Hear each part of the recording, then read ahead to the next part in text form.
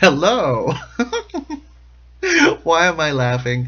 Because I just watched the part two of Transformers. Not part two, but the episode two. So this is episode two. So first, let's start off talking, alright? So, because that's what I'm going to be doing. The Decepticon logo. The Decepticon logo goes towards the back, whereas the Autobot logo goes towards the front. Some might say that to deceive leads you backwards and doesn't allow you to grow and to be like in control of your, like an auto, be in control, you move forward. There's an interesting spirituality there. The first two Autobots that were introduced in this episode are Huffer and Brawn. So after they help each other, they're like, let's take off. I know that there's a bunch of people that may need help, but let's just go.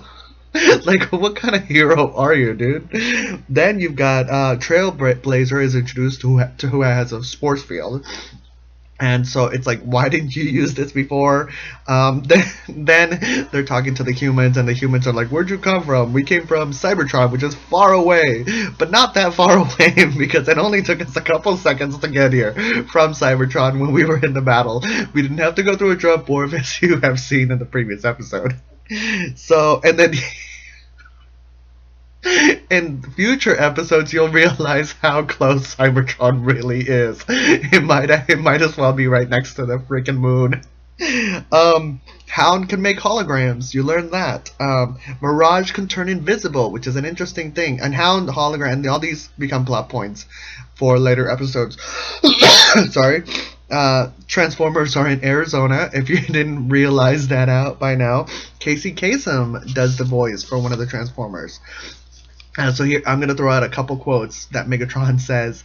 Your knowledge is only overshadowed by your stupidity, which is pretty witty. Soundwave has to use sign language for Rumble. Like, he basically, like, when Megatron goes, go make, like, a tidal wave, Sound goes, go down there and make a tidal wave with your thing, okay? Because you're from Jersey and you don't understand communication. Once again, and then Spike can read gibberish. Like, you see, like Teletran, which is the Transformer computer, for all of you Transformer geeks that don't know, or ungeeks. So it's there's always gibberish, and then Spike goes, oh, I can read that gibberish, and it says that they're attacking. You've been with the Autobots for how long? Like a minute? Once again, the perfect from Megatron. Then Autobots can fly. In episodes later, you'll realize that they're like, no, we can't. I'm like, but you were flying before. I'm confused. You're talking about then aerial bots, whatever. Okay, you'll know what I'm talking about. Ironhide, y'all's come back now.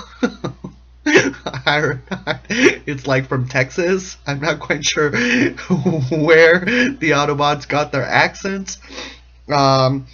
Is it me, or is Optimus Prime John Wayne? I'm gonna get him, Pilgrim. Like, well, not like that's a really bad imitation, but you know what I'm talking about. If you watch it, you know what I'm talking about.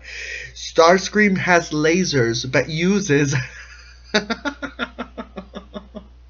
a slingshot. I'm gonna get him! Dude, you have lasers in your arms. Why do you need to... That makes no sense. Junk. That's... Okay, then Megatron and Optimus are fighting, and then Optimus says to Megatron, Junk, that's what you are, a junk. And then Megatron goes off. Like he's tapped into some, like, hidden psychological thing. Like, stop, silence! He yells out, silence! Like...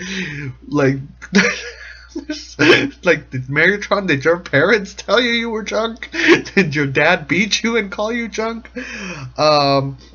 Megatron also laughs like Krusty. Interesting. Then there's a notorious game moment with Hound when Hound is behind Spike and he's doing his whole thing. You know what I'm talking about. You can look it up on YouTube. Transformers game moment. Maybe you'll find more than one.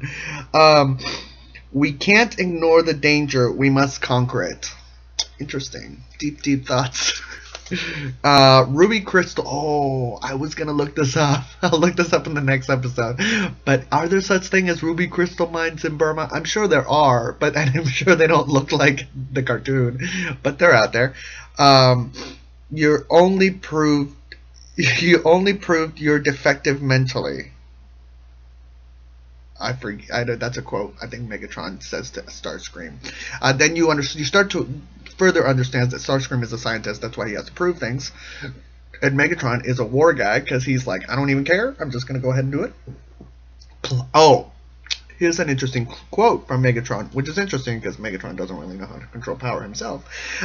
Power flows to the one who knows how to how.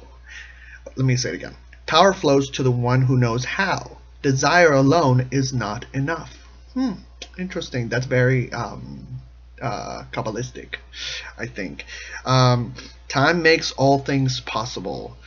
Is that true, Starscream? Like, if you have a rock, will it eventually become a flower? Maybe. Maybe Starscream's onto something. Time makes all things possible. I think there's some hidden wisdom there.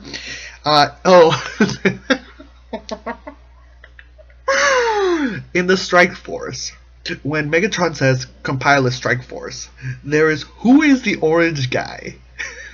Who is the yellow guy? And why are there like 6 reflectors? You'll know what I'm talking about. Reflector is the transformer that turns into a camera. It's like 3 of them and they turn into 1 camera. But in this shot, there's like 6 of them. And then you start realizing there's a bunch of thundercrackers and skywarps. It's like, we need to fill it. So just throw that guy in there. So I counted, there are 6 reflectors, 2 skywarps, and 2 thundercrackers. I like that Spike and his dad always wear hats. Like, you're not in the construction site, dude. Like, if they're gonna kill you, they're gonna like, okay, maybe it's a good idea. You are fighting Decepticons. Sideswipe and Sunstreaker are twins. So, and then Trailblazer calls them brothers. Now, is this whole like brothers because we all come from Megatron thing, or is this because Trailblazer has like the colors of Sunstreaker and Sideswipe on his side? So maybe they are literally brothers. Did Sunstreaker just go off the edge but stay on the road? That he's like, there's a shot and it's like, you're like not on the road, dude. That means you could have like, and they're on a cliff, so that you could have like, and then no. Skywarp is purple, just for those of you that don't know, and Thundercracker is blue. And this is my that's what she said moment. This is the last load. Get ready to pull out. That's what she said. And I'll go Optimus, and then Optimus goes like, he's just like, I'm gonna go, but not me. It's gonna be the little guy who like lives in my trailer that hides where I don't even know. Like, I transform and then it just woo goes away, but it happens to be here, so I'm gonna send him. Sorry, the logic just baffles me. And then one thing that that really pleased me, that in a lot of cartoons and a lot of movies, you'll have a bomb and you're like, you have 1 minute for the bomb to go off, and then it's like 30 seconds, or like, no, sorry, bad at math.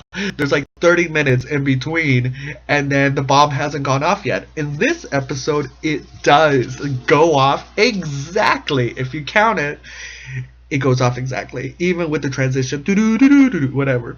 Alright, so that's it. Did you find any glitches? What do you think about Transformers Generation 1, Episode 2? Peace out. Let me know.